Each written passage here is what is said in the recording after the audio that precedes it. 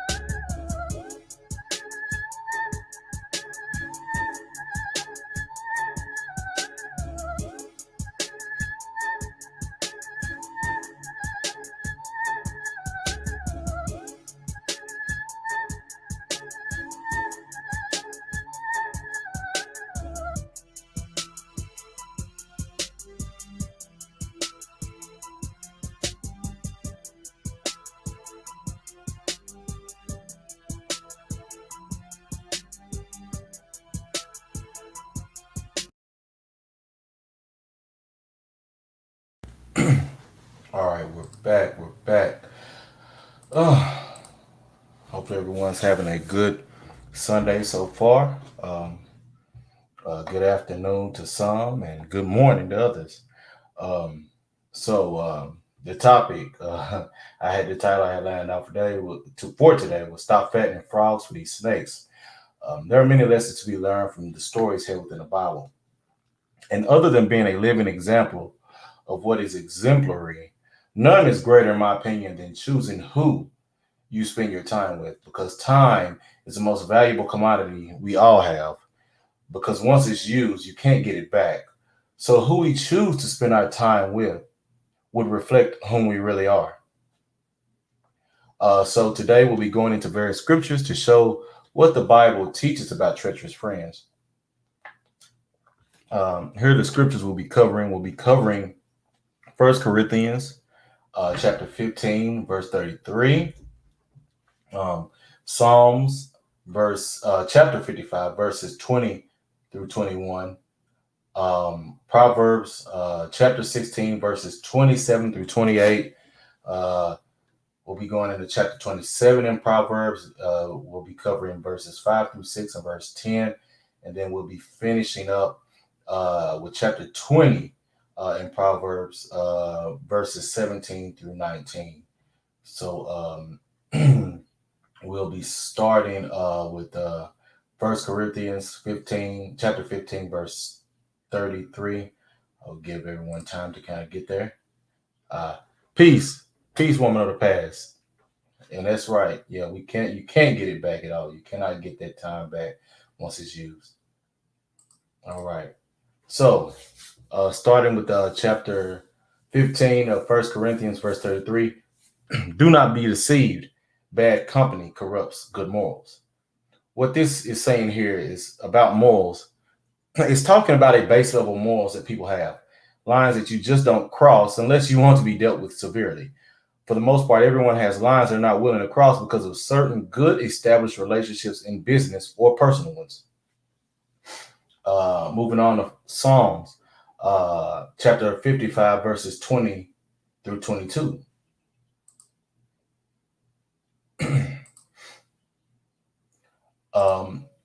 Starting with verse 20. He, my companion, has put out his hands against those who are at peace with him. He has broken his covenant of friendship and loyalty. The words of his mouth were smoother than butter, but his heart was hostile. His words were softer than oil, yet they were drawn swords. Cast your burden on the Lord, release it, and he will sustain and uphold you. He will never allow the righteous to be shaken, slip, fall, fail. What the scripture is telling you to do is cut ties with these treacherous people. They mean you no good and seek to ruin you. It's better to cut them off than allow them to poison you also. Moving on to Proverbs, chapter 16, verses 27 through 28. Give y'all time.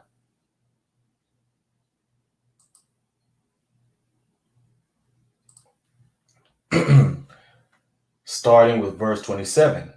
A worthless man devises and digs up evil, and the words on his lips are like a scorching fire.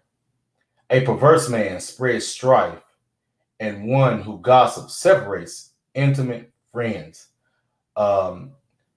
Basically, here I know you've all seen these people, these worthless people who they're all. It's like they cannot rest. They can't sleep unless they're causing some type of hell going on. You see these people all the time. That's what he's talking about, the perverse man, one who's always, digging up evil, one who's always lying and spreading gossip. These are the ones who separate intimate friends. These are treacherous tendencies of these people. Moving on to Proverbs, chapter 27, verses 5 through 6 and verse 10. Give y'all time to get there.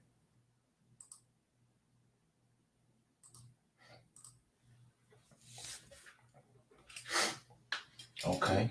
Starting with verse 5. Better is an open reprimand of loving correction than love that is hidden. Faithful are the wounds of a friend who corrects out of love and concern, but the kisses of an enemy are deceitful because they serve his hidden agenda. Number 10, do not abandon your own friend and your father's friend, and do not go to your brother's house in the day of your disaster. Better is a neighbor who is near than a brother who is far away. What this passage is teaching is that a true friend should be comfortable enough to tell you where you went wrong in your decisions. And if he's not, there's a problem with one or both of you. You should be willing to accept correction from a friend. That's a true friend who's willing to correct you on where you went wrong. You should be willing to listen to that counsel. If you're not, you're a problem yourself. Because someone who is a true friend, they're correcting you out of concern. They're correcting you so you can make yourself better. It's also teaching you it's better to go to a true friend in your time of need, one who's always been there, rather than going to a relative who the only ties you have with are just genetic. I can't get much simpler than that. Um, Moving on to Proverbs chapter 20, verses 17 through 19. Give y'all time.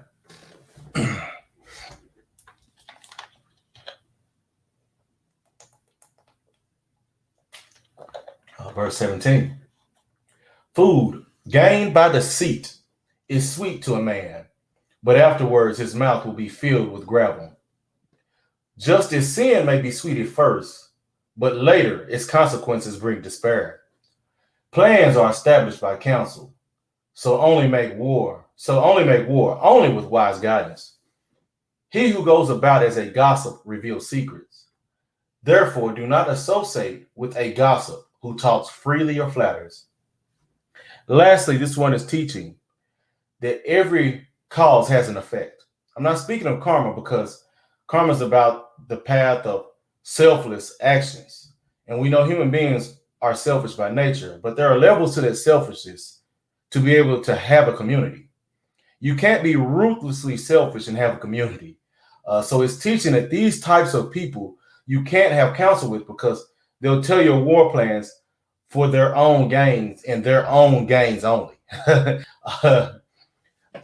These types of people, they're not for any types of community or society, because a community is more than just a gathering of people. It's a gathering of people that actually build and work well together, where the community, the people in the community, have a symbiotic relationship to where all prosper. Now, some prosper more than others, but all are prospering. With this ruthlessly selfish individual, they only care about prospering themselves and fuck everyone else, which is why you cannot, you can't have counsel with these types of people because they're sowing seeds for your destruction. And I'm here, so I might as well do it.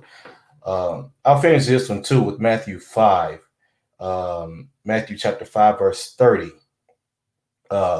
where it says, "If your right hand makes you stumble and leads you to sin, cut it off and throw it away.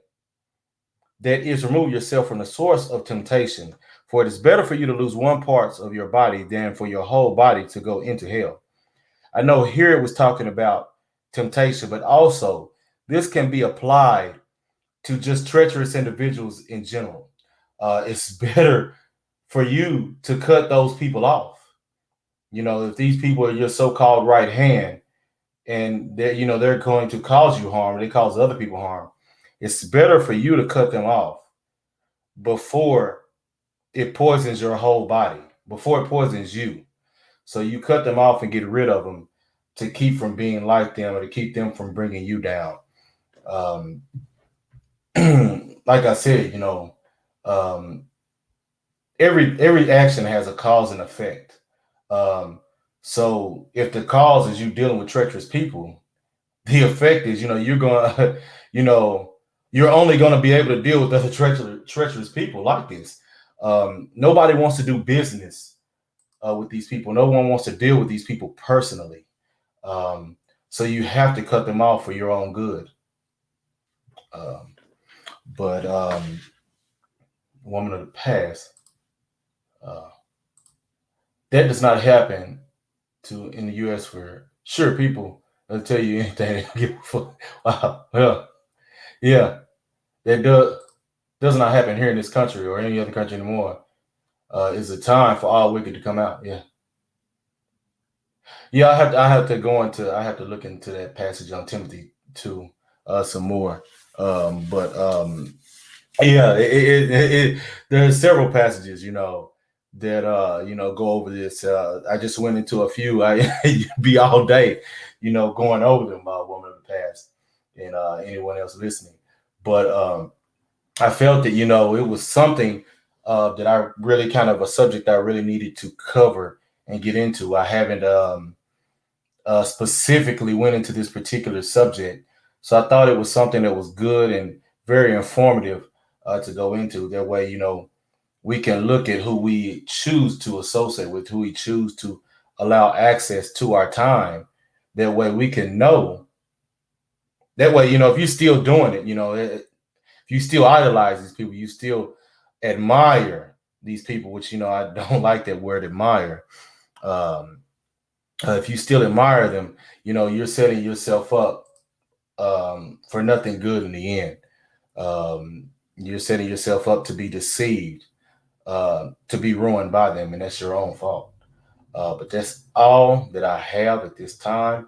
Give me a minute. I'm gonna put the link to the barbershop in the chat, and that's where we'll be going to next to start up, and maybe have some of the usual suspects come through, and we'll have a conversation on this. But it's all I have this time. I just want to say peace to everyone, and have a good rest of the day. Later.